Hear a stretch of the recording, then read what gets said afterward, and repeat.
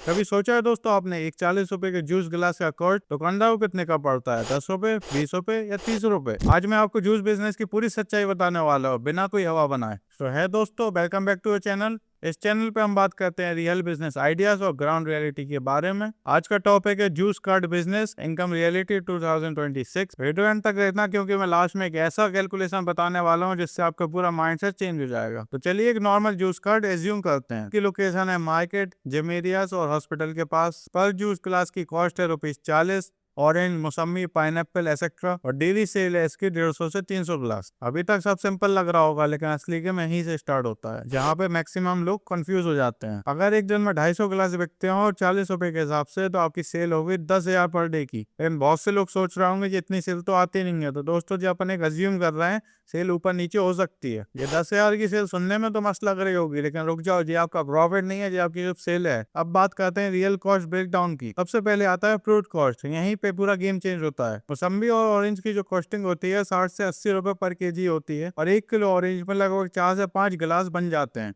मतलब पर गिलास फ्रूट का जो कॉस्ट आता है 12 से 15 रुपए होता है। उसके बाद लगती है आइस, शुगर और सॉल्ट जिसका खर्चा 2 से 4 रुपए पर गिलास लेके चलें। गिलास और कप, अगर पेपर और डिस्पोजल कप आप यूज कर रहे हैं तो 2 से 3 रुपए वहां लेके चलें। मशीन प्लस इलेक्ट्रिसिटी, इसमें आपका खर्चा आ जाएगा 200 से 300 रुपए। और अगर आपकी सेल अच्छी खासी हो रही है तो आपको एक हेल्पर रखने पड़ेगा जिसका खर्चा आएगा 300 से 500 पर डे का। और वेस्टेज और स्पॉइलेज की बात करें तो लगभग 10 से 15% आपके फ्रूट जो है खराब हो जाते हैं। ये हिडन कॉस्ट है जो यूट्यूब पे कोई नहीं बताता है और यहीं पे प्रॉफिट आपका खत्म हो जाता है। हर गिलास का जो रियल कॉस्ट आता है, मतलब फ्रूट का आप लेके चले 15 रुपए और अदर्स का आप 5 से 7 रुपए जोड़ सकते हैं। तो टोटल आपका खर्चा है 20 से 22 रुपए पर गिलास। मतलब 40 रुपए का जूस का गिलास दुकानदार को पड़ता है 20 से 22 रुपए में। मतलब उसका प्रॉफिट हुआ पर गिलास 18 रुपए। मतलब अगर वो 250 गिलास पर डे के सेल कर रहा है तो उसके बच जाएंगे आराम से 4,500 रुपए। इसमें से अपन फिक्स कॉस्ट हटा देते हैं 1000 से 1500 रुपए, तो आराम से 3 से 3,500 रुपए उसके बच जाएंगे। मतलब मंथली के 30 दिन के हिसाब से उसके हुए 90,000 रुपए पर मंथ। अब सुनो असली सच जो कोई नहीं बताता। ये बिजनेस सीजन पे डिपेंड होता है।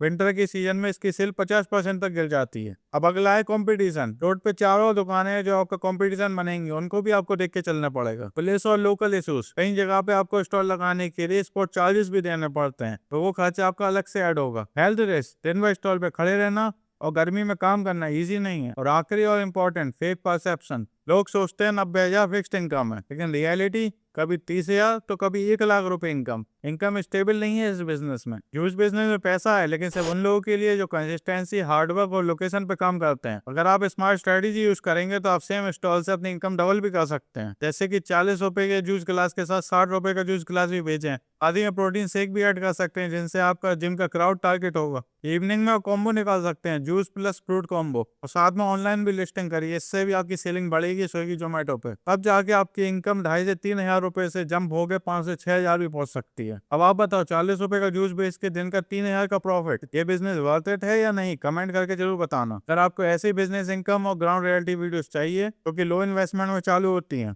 चैनल को सब्सक्राइब करें क्योंकि यहाँ सिर्फ दिखावा नहीं, इनकम रियलिटी बताई जाती है। Okay bye.